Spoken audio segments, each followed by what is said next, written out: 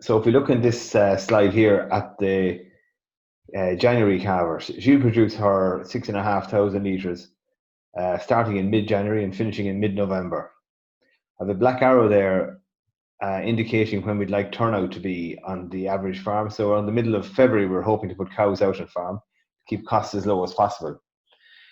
And if you put a second arrow there in at mid-December, you can see that the February calving cow produces her 6,500 litres in that time frame.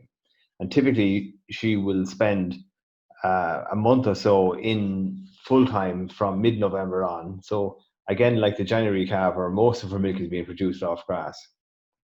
Our March calver, we're taking a mean date there, the 15th of March, produces just over 6,000 litres from the middle of March until the middle of December. And if we want to get the rest of her lactation out of her, the last 30 days are produced indoors, and they amount to 488 litres of additional milk to give her 6,500 litres.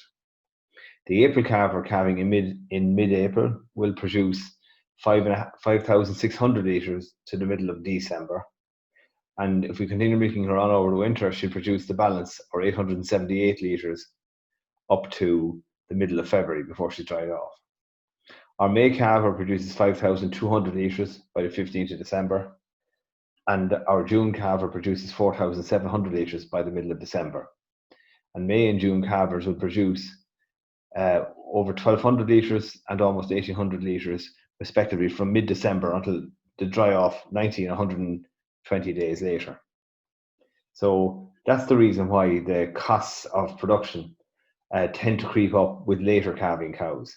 And that's assuming we want to keep them in milk production for the year and not dry them off in mid-December. If we dry them off in mid-December, we can see then that there's a significant reduction or loss in the amount of milk that they'll produce.